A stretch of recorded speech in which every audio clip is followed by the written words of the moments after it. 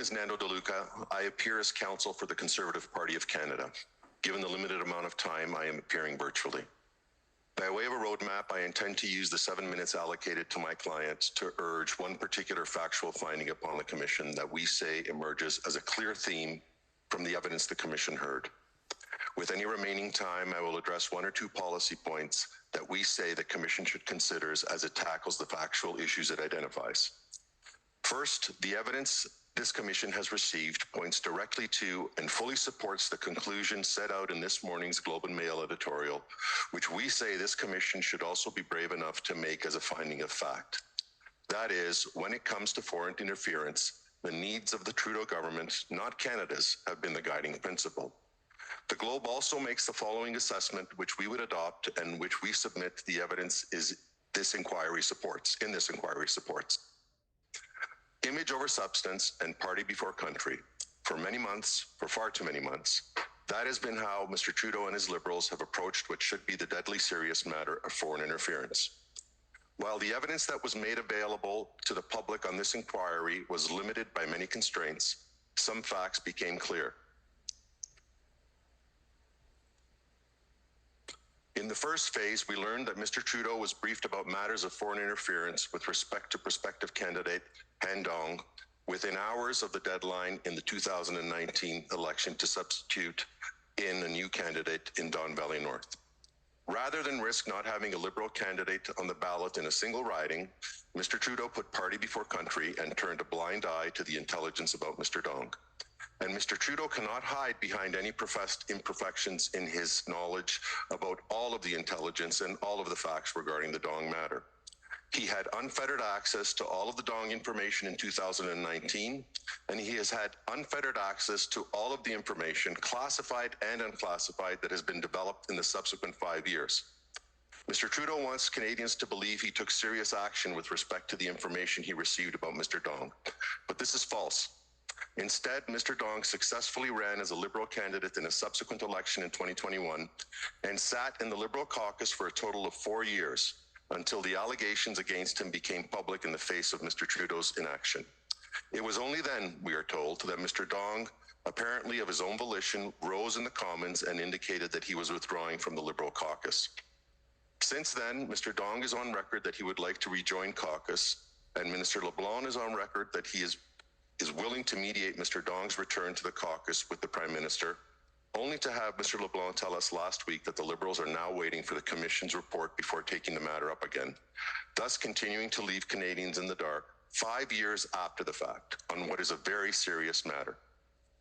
In the second phase, we learned more about a warrant connected to foreign interference in our democracy that languished in the hands of a Liberal partisan political staffer for 54 days. Although Minister Blair confirmed the target of the warrant publicly and under oath in the first phase of the inquiry, the Liberal government lawyers now want us to now pretend that they do not know that it targeted Michael Chan, a power broker with deep and long ties to the Liberal Party, both provincially and federally, and that the warrant application would have no doubt affected other highly placed Liberals on the Van Wienen list. Minister Blair and his chief of staff, whose own ties with the Liberal Party run long and deep, twisted in the wind with no explanations as to how a politically sensitive warrant that would impact their party was allowed to languish for 54 days. The answer is obvious.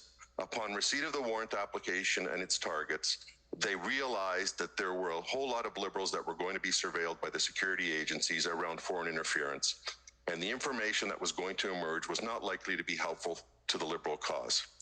So what did they do? They simply slow-walked the application so that it took 6 times longer than the usual 9 days to get processed and approved. And rather than there being any consequences, the Prime Minister declared his full faith in Minister Blair and Ms. Astravas. Of course he has full faith. Prime Minister Trudeau has full faith that his partisan ministers and partisan political staffers will do whatever they can to stymie investigations that would impede foreign interference that they perceive as helping them. And finally, the Prime Minister's nakedly partisan performance here last week, performed only as a drama teacher could, confirmed that rather than taking foreign interference seriously, he's content to leverage it for cheap political gain. With great dramatic effect, and in an oratory reminiscent of Senator McCarthy's name speech in 1950, the Prime Minister solemnly announced that he was in possession of a list of current and former Conservative parliamentarians that were at risk of foreign interference. A few minutes later, though, in cross-examination, he was forced to admit that his list of names included not only Conservative Party parliamentarians, but indeed Liberal ones too, a fact that he conveniently omitted in his evidence-in-chief.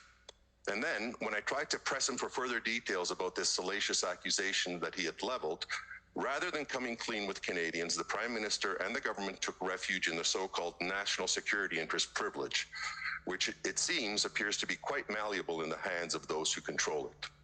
We saw ministers and senior staff who have never been briefed, and when they had been briefed, they had no recollection what they had been told or what they had said or done.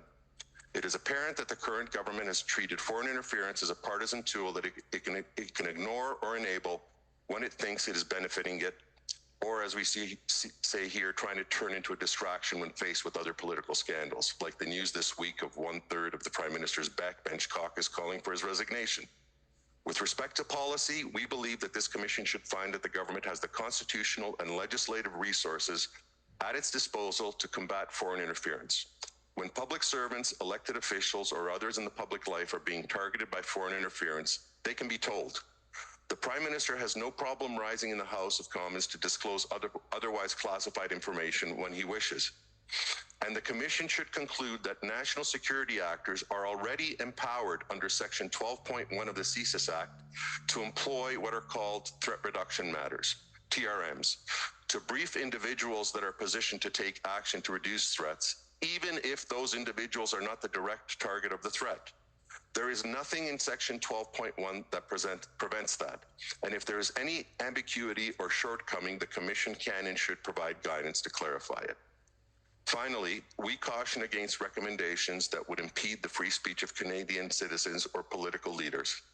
The idea of using the threat of foreign interference in democratic processes as a trigger for the government to try to further regulate what Canadians see or say is not something that should result from this inquiry. Indeed, it would be a sad outcome if the threat of foreign totalitarian states interfering in Canadian democracy resulted in greater government curtailment of Canadians' free speech.